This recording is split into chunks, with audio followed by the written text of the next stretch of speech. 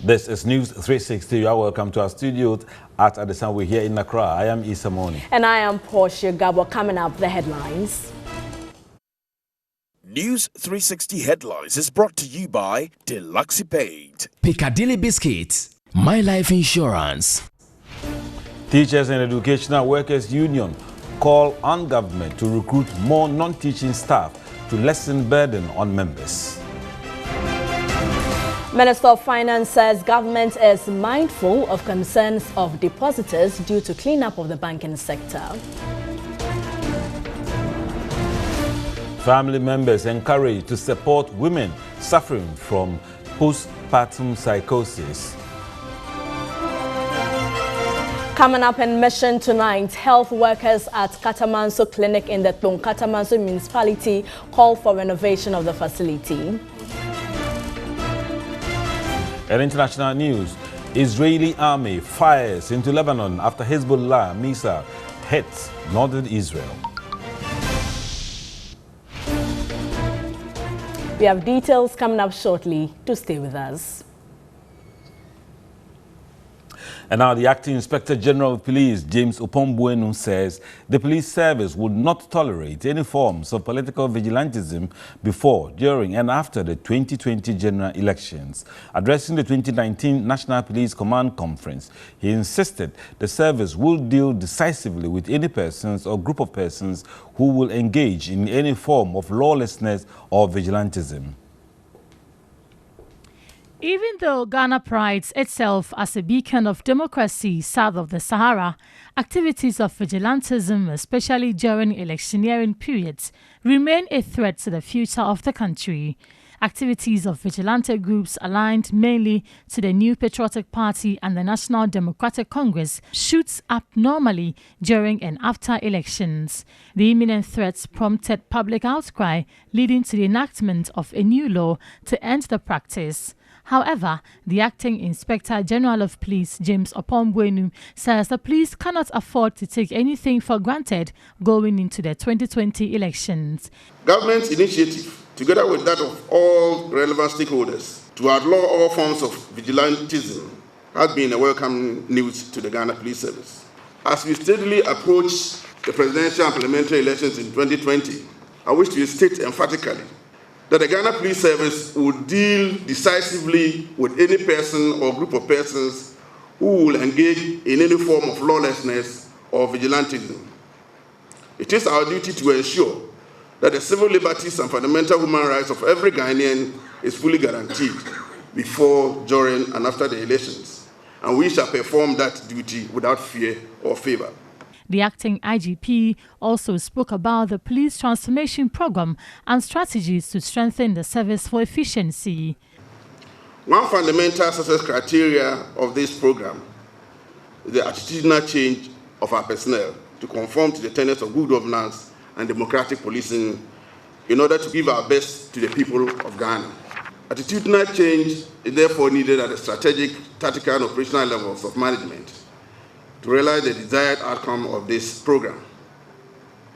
There's therefore the need for a paradigm shift to make the requisite changes that will reflect the ideals of democratic policing and produce tangible results. The concept is under review so that we can ensure that it delivers the expected outcomes. Minister for Interior, Ambrose Derry, reiterated government's resolve to equip the police to deliver. Government is fully aware of the importance of vehicles, communication, and other forms of crime combating equipment in effective maintenance of law and order, and will therefore not relent on this resolve to resource the service, even if it is outside budgetary allocation. And this is not political talk. You've got vehicles now. You've got equipment now. We have also supplied you non-lethal weapons, those that you use to control crowds and be able to manage things. He urged the police to rededicate themselves to their mandates. The Teachers and Educational Workers Union, TEWU, is calling on government to, as a matter of urgency, take steps to enroll its members under the Ghana Education Service onto the Critical Support Premium at the 12th Quadrennial National Delegates Conference in Kumasi. The union also called on government to recruit more non-teaching staff to lessen the burden on current staff.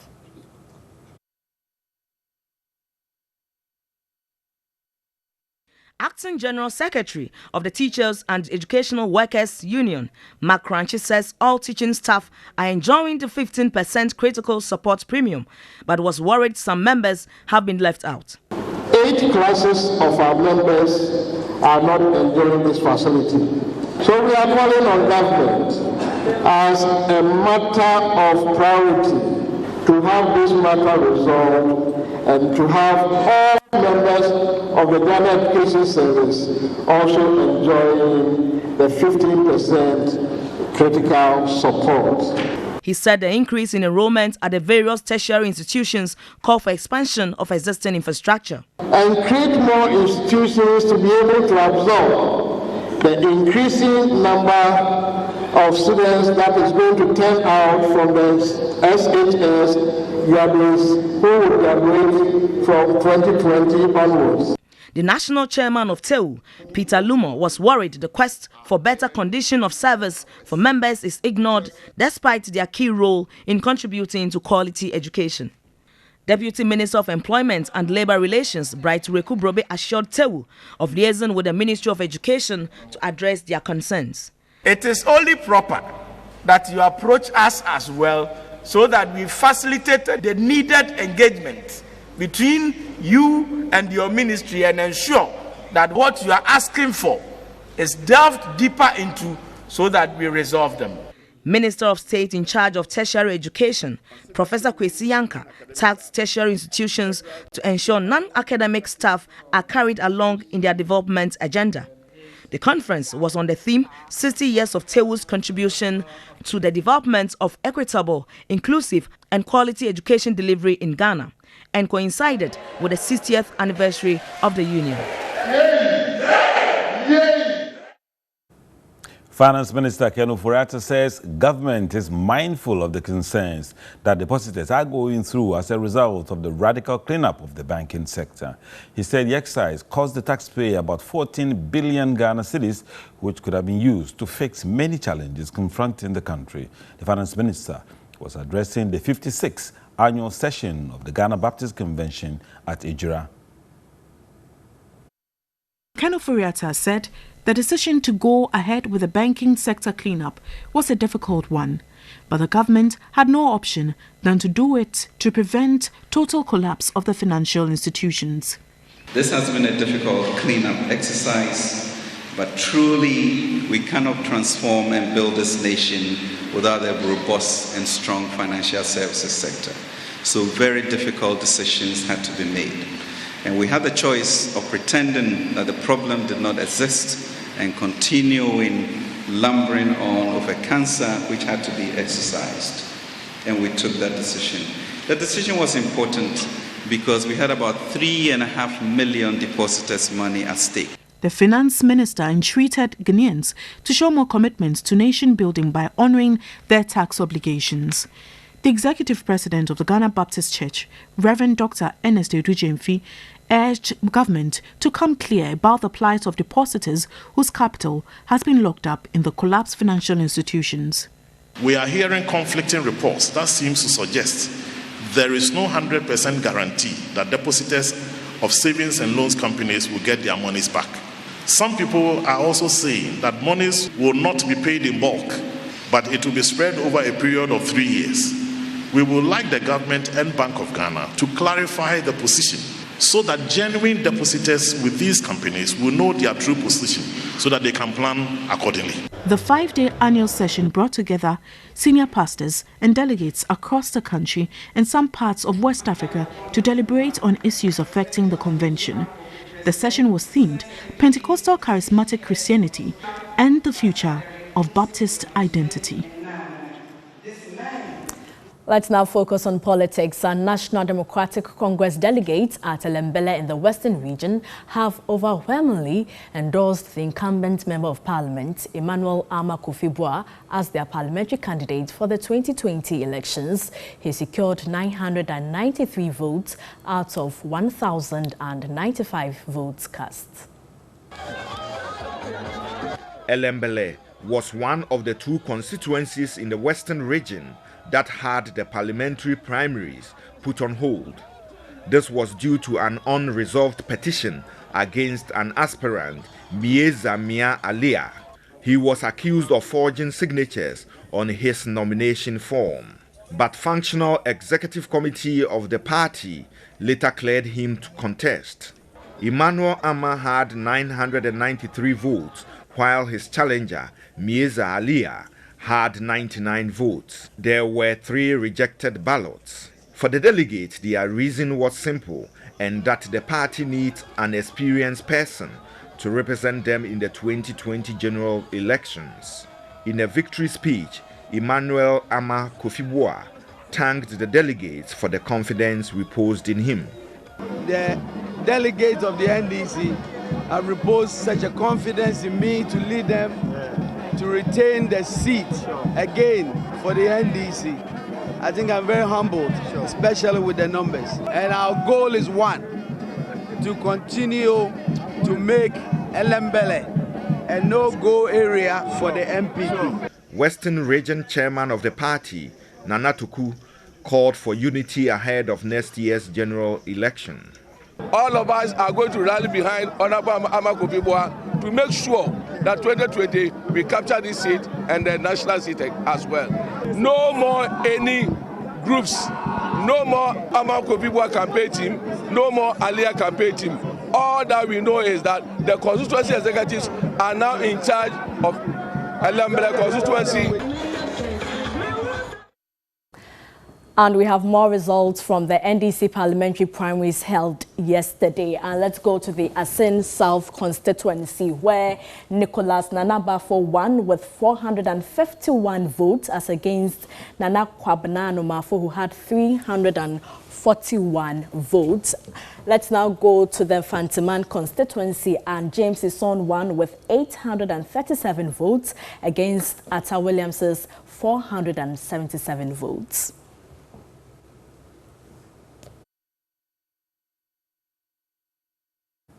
Let me now hand over to Isa. Thank you, Portia, for the updates. And authorities at the Nana Brintu Senior High School in the Awin Enche municipality have called for the completion of abandoned projects to improve teaching and learning. Joseph Armstrong reports students study in a dilapidated wooden structure. Nana Brintu Senior High School was established in the early 90s. The school currently has a student population of over 1,200. The school also has a teaching and non-teaching staff of 57. Despite the huge numbers, the school lacks the needed facilities to deal with the large numbers. As at the time of filing this report, only first-year students were on campus. This is where students of Nana Brintu Senior High Technical School use as their classroom every day. The same place is used as the assembly hall. The same place also used as their dining hall and then assembly center. This is not because they do not have a classroom block. They have a fine 12-unit classroom block that in 2012 was said to have developed some cracks. A 12-unit classroom project started during President Kufuor's regime was used by the students until it developed cracks some years after its completion. It was later awarded to a contractor for rehabilitation works to be undertaken. However, since 2012, the contractor is yet to finish fixing the cracks. Another building made up of more than 6-unit classrooms, started under the reign of former President Mills, has been abandoned. Work of a 2-story building project meant to be used as a boarding facility started during the reign of President Mahama has also stalled. With all these projects not completed, a wooden structure is being used as classroom. The students, teachers have appealed to authorities to complete the project to improve teaching and learning in the school. This wooden structure, there is no covering things like doors and windows, so all the time when we come here for social gathering, you see the animals will also be coming and they have been defecating here and there. When they come to, we have to get up and sack them away if we are studying. It's very difficult to combine the whole class. And when the students are many, you cannot even identify that this person have a problem, this person is good or this person is no good. The Owen Enchi Educational Director, Sebastian Deu, is also sad about the infrastructure challenge of the school. We cannot do anything. We can only support them maybe through appointment of teaching staff and all those things. But in terms of the infrastructure over there, that is the responsibility of the government and the district assembly. Municipal Chief Executive of Owen, Samuel Edu Jemfi, said government has paid all the contractors to complete the projects. All those who are working on secondary school side have been paid to complete their job because come September, most of the schools will not go double track unless maybe some key schools that have thickly populated enrollment. I have been chasing these contractors who are within their area. Very fortunately for me, I have only one secondary school. You see, unfortunately, the population is also large. He engaged with one of the contractors in a phone conversation who indeed confirmed receiving full payment from Get Fund. Yeah, he said contractors have been paid, those who are working on their projects at the secondary school. Well, what happened was that the payment kept too long. So when the payment came, the bank has taken all the money, almost all the money. That is the problem that I have. The municipal chief executive, however, promised to have the project completed as soon as possible. Joseph Armstrong, TV3 News. Now, unconfirmed reports says Chief Executive Officer of the National Youth Authority, Emmanuel Signet Asigri, has resigned. The Chief of Staff, Akosia Frema Osei Opare, has ordered the CEO of the National Youth Authority, Emmanuel Asigri, to resign, according to reports. The order follows the Chief of Staff's receipt of a petition against Asigri for engaging in questionable procurement practices, according to media reports on Saturday. He is to be investigated by the Public Procurement Authority.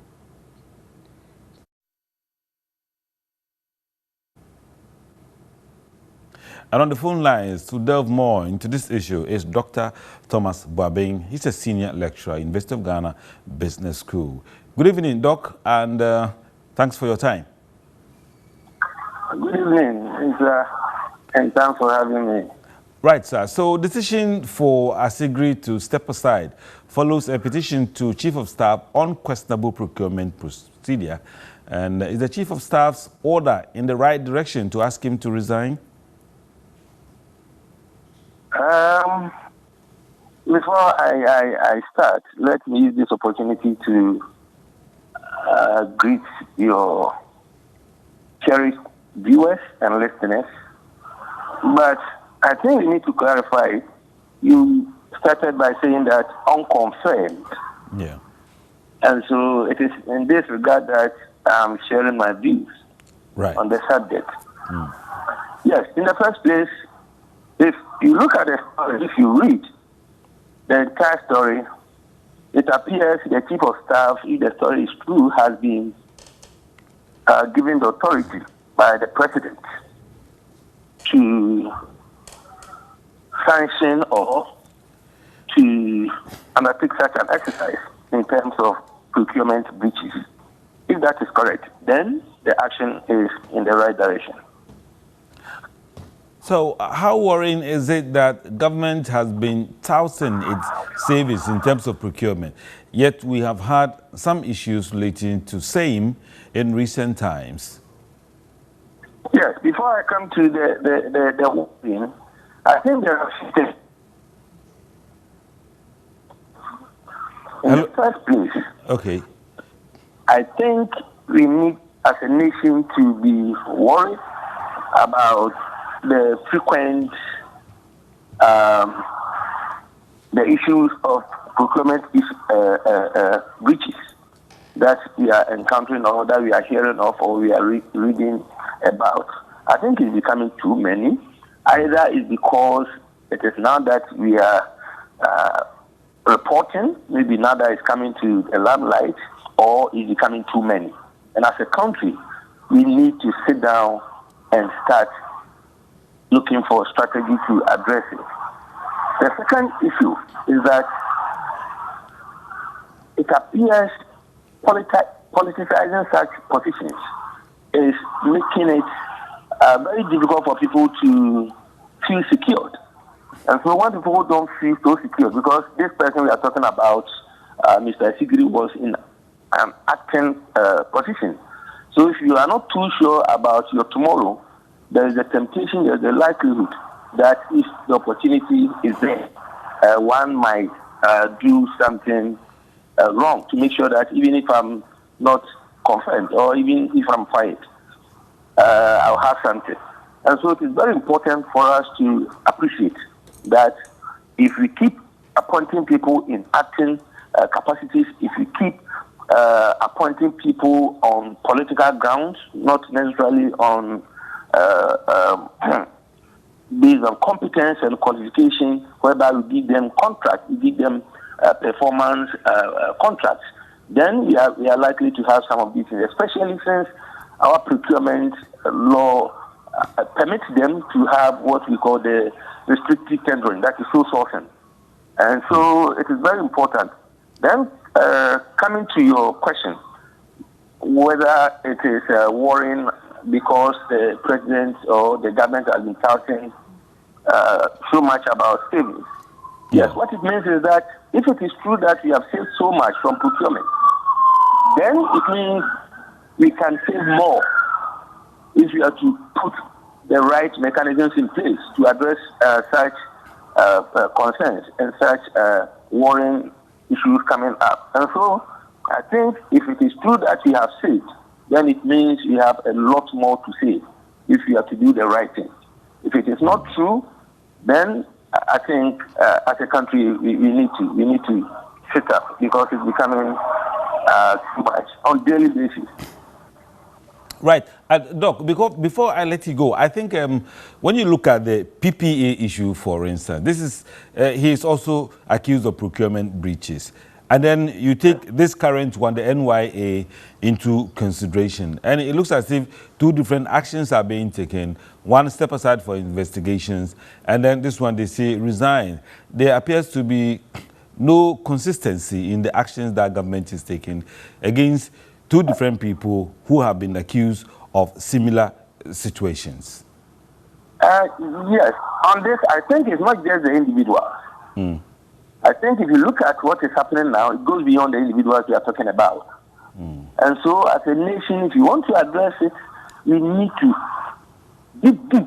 We need to dig deep and find out where the problem is coming from. And so, with the issue of the PPA, and if you read the story, it is the PPA that is supposed to investigate this person. And look at what is happening there. What on what basis are they going to investigate? They don't even have the moral right. Ethically, it is wrong if what is happening there, is not addressed. And these same people are coming to, what are they coming to look for? And so it is very important for us to sit up as a nation and then look at, it's an institutional thing. I can assure you, it's not just the politicians. If you go to our institutions across the country, I think the breaches are just too many. All right. And one thing that we need to also understand is that when we talk about breaches, it's not always that it benefits the individual. No. Sometimes the person might not gain anything, but then they don't follow the rules. Someone may ask, why is it that if you are not benefiting, you wouldn't follow the rules? Sometimes they are in a hurry. Because most of them are not, they don't know much about the procurement issues, and because they are there on political ground. Okay, Dr. Thomas Boabin, we're so grateful for your time. I'm sure there will be more time to discuss this issue since they are still developing. Dr. Thomas Boabin is a senior lecturer at the University of Ghana Business School. Let's continue with the rest of our stories. And a psychiatrist, Dr. John Paul Omojine, is calling on family members to support women suffering from postpartum psychosis. And although the condition is adding up to the number of women suffering mental illness, he says immediate professional attention will lead to the cure of women. Beatrice Piogabra takes a look at postpartum psychosis and emerging mental illness in women. Postpartum psychosis is a severe but treatable form of mental illness that occurs after delivery. It can happen to women without previous experience of mental illness. Some women with a history of bipolar disorder are at much higher risk. Postpartum psychosis normally begins in the 2 weeks after childbirth.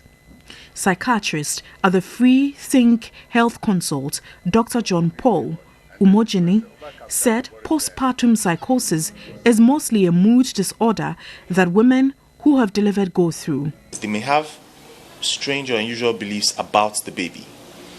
So either the baby is a witch or the baby is trying to kill them. Or they may even hear voices asking them to throw the baby away or do something to the baby. At the Willing Way Rehabilitation Center, a privately owned mental health rehabilitation center, 2 women suffering from postpartum psychosis are among the inmates. According to the women, they easily got irritated and started hallucinating after delivery. A course, as we've chosen to call her for the purpose of this interview, said although she once suffered some mental illness whilst in senior high, she always goes into crisis after childbirth. When I give birth, and then I am restless already, and then you come and then maybe worry me for just maybe a laughter, but I will be furious about it and become angry, and then we'll fight with you. No matter whether you are my sibling or what, I'll fight with you. Of course, she had the needed family support as her mother took charge of her 4-month-old baby to enable her seek mental help. The situation is different with another patient we've decided to call Esther. Until the death of her mother, she had family support whenever she delivered and suffered the psychosis. But when her mother died, she was left to fend for her 8-month-old baby, and due to her mental state, she drowned the baby. It's a voice warmer.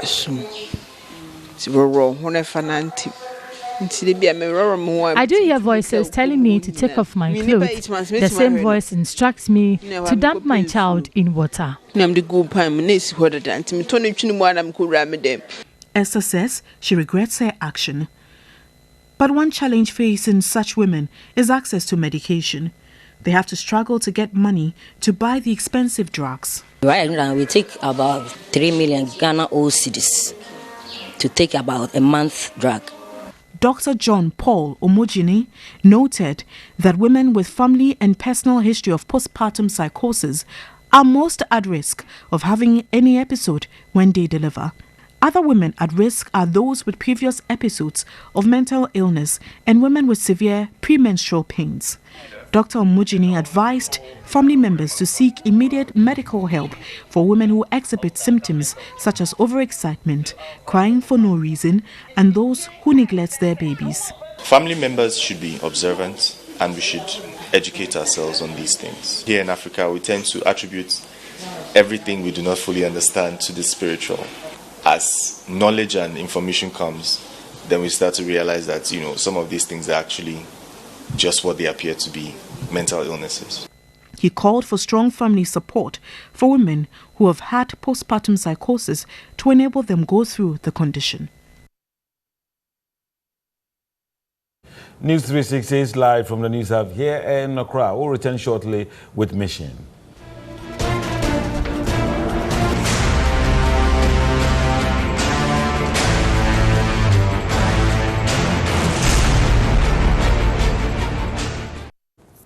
Mission is supported by the Star Ghana Foundation with thanks to Danida, UK Aid and the EU. Old, dusty and in a bad state. Well, these words best describe the state of the Katamanso Clinic in the Katamanso municipality of the Greater Accra region. Healthcare workers want the facility renovated to attract more patients, especially pregnant women. The Katamanso Health Center is the only health center serving residents of Katamanso in the Katamanso municipality of the Greater Accra region. The facility is in a bad state. Katamanso Clinic is one of our oldest clinics. However, the siting of the clinic is an issue. The place is a bit waterlogged. So it happens that the water levels have risen to the point where it's almost close to the window frames. So you see on their walls that it's all peeling off because of the damp in the soil. So the damp has risen on the walls in Katamanso Clinic. And this has led to the bungalow for the midwife to be abandoned. This abandoned maternity block was first utilized as a bungalow for the facility's midwife and physician assistant. Due to the increasing number of patients trooping into the facility, it was used as a maternity unit. But for some years now, the facility has been abandoned. So when we started, the whole place was devastated, and you can see it for yourself. It has been left without any maintenance. You sit in here and snakes just crawl in. No one would like to come for an NSC or delivery around this place because the whole building is just off. It's turning off, it's just peeling off. And when you look at it, it doesn't give you the incense to come. So it is affecting our coverage too. Cars that comes here, sometimes they stuck in there when they are trying to move out. Because of that, many people don't want to patronize the place, especially those who drive. And then also, looking at the waterlogged nature of the place, people fear, the unexpected may happen. Because if a building is sited in a waterlogged area and, you are coming in, you may think maybe anything can happen at any time. When you look around, you can still see there are a lot of brown areas, including the ceilings and the rest. The facility is now very dusty, overgrown with grass and a breeding ground for reptiles. It gets flooded and waterlogged anytime it rains, compelling the old paint to peel off. The maternity unit has now moved to the OPD but has inadequate space to operate effectively. Residents want the health center renovated for them to enjoy quality health care. Due to the bad state of the health center, some residents seek health care in other communities like Tema. This is due to the fact that the hospital is without a laboratory. There is no development here at this health center, compelling most of us to go to other health facilities to access health care.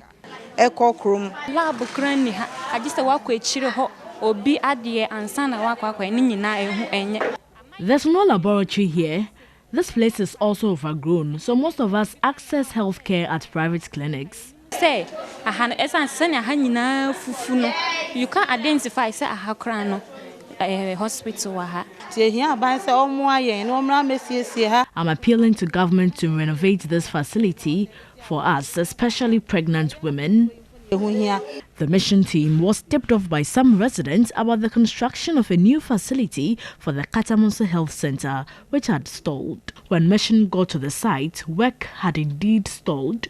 We sought answers from the municipal chief executive of Katamanso. We have now started the work on Agbishilai. The contractor has come back to site.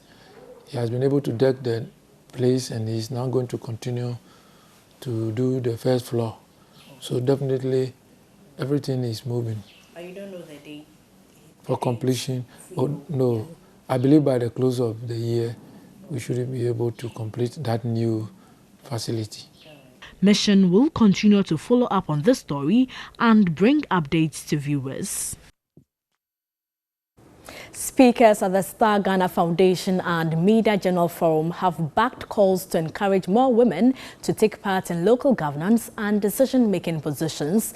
And the forum, on the back of the upcoming district-level assembly elections, recognizes that women representation without effective women participation will still yield little results. The forum seeks to expand the debate on women's participation in the country's political decision-making. Though women represent 51% of the population, their representations in Ghana's politics is always below 10%. Head of Gender and Disability at the Electoral Commission, Abigail Nutako, noted that participation of women in politics must not be limited to being a candidate, but also holding several key positions in the electoral process. It must be made clear that participation in elections does not only mean being a candidate. Usually when we talk about women's participation, people think it is women being a candidate, but they can participate as voters, as election officials, as observers, as candidate agents, or any other, apart from being a candidate. So the underrepresentation of women in PWD at any level of governance and decision-making results in a democratic deficit. Women's development coach and administrator at the Central University, Irama Benin, said a personal survey of 400 women revealed that 61% of them said they were not interested in politics because they fear reputation damage and political violence that characterizes elections in Ghana. She said women will not be comfortable with political participation if the nation does not get rid of violence and reputation damage in politics. On both fronts, women have the short end of the stick. On the demand side, women generally lack resources needed, especially in the district assembly level, where there are no parties to assist. How can you succeed to win the vote when all the gatekeepers in the party are men? How can you change age-old beliefs about the role of women in leadership? These are all challenges that make it difficult for women to succeed. To make this less theoretical, I decided to carry out a survey to ask women whether they would consider going into politics. I surveyed about 400 people. 31% said they would consider going into politics, but 69% said they would not. She further indicated that gender quota system has not worked favorably, adding that women representation without participation will not be the solution to all the issues affecting women.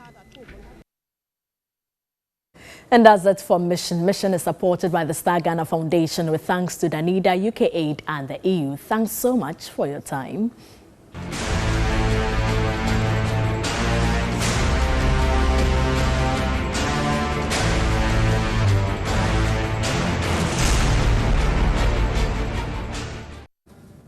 Away from Mission, let's do some business stories now. Now, exhibitors at the third edition of Connect FM's Western Trade Fair have called for another exhibition in December. According to them, the feedback they are getting from prospective buyers have been overwhelming. What's the name of your shop? The Glamour Lounge. The Glamour Lounge. What do you do here? We do makeup, facial treatments, acrylic nails, pedicure, manicure. We sell beauty products as well. That's like my third time now, yeah. And then this one is extraordinary because it's really fun. So apart from here, where can you be located? We are located at Lagos Town, close to Super Hideout Bakery in Takrady. And your contact? My contact is 020-131-556. This is GS Engineering. So far, everything is successful, and we are grateful to God for making this program a nice one, of course. Okay. What do you deal in? We are dealing in hospital equipment and installations and gas plants for all hospitals and for industries, mining companies, and so on. But what shop your friend then? But your friend God is able. God is able. How about the way you had it? But African way. African way, my man quality. Who fin now buy? But you be Accra Center. Center. Okay, nti say obi hwehwe wa emfa poti no be hu. Every Accra Center, my shop number is 250. My number is 0249-563-105. So who buy no nyama to say? Oh, nyamiadum. Every year be ameba, but nyamiadum here. This is my second year of coming here, and I've been very, very impressed about the attendance, especially the calls that I've gotten, and definitely will come back here again because this is where the action is. Very, very impressive, very well organized, background extremely good. And contestants in this year's Ghana's Most Beautiful will tonight hit the catwalk with various designs. Naphtali Van has been covering their rehearsals and reports.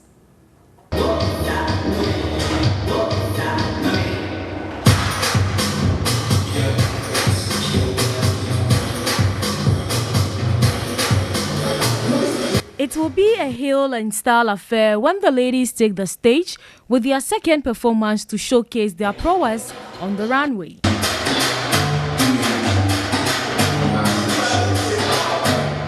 Having gone through non-stop rehearsals, the ladies are poised for what promises to be an exciting night of fashion, characterized with an array of music, dance, and more. I can't be on heels, but I realized the first day, second day, the third day, I just realized it was fun. And today, I can boldly say that I love to catwalk, and the show there. Yes. We have been rehearsing all night long for 1 week now, and tonight we are super ready. Choreographer Fred Nye, who has been taking the ladies through the grooming, says all is set for a good show tonight. In actual fact, we've just taken a week to prepare the ladies. Wearing shoes is a challenging for most of them, but we've been able to bring them to acceptable standard to put up a very nice show.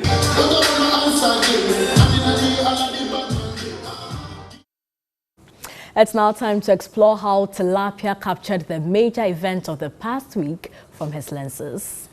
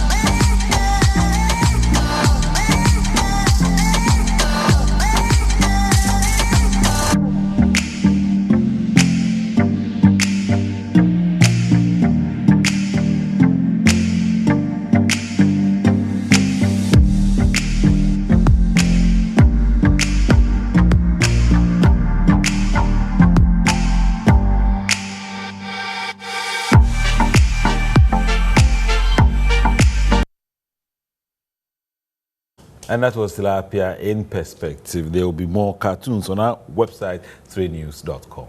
And that's it for News 360. Thanks so much for your time. I am Portia Gabo. And I am Issa Moni. Up next is Ghana's Most Beautiful.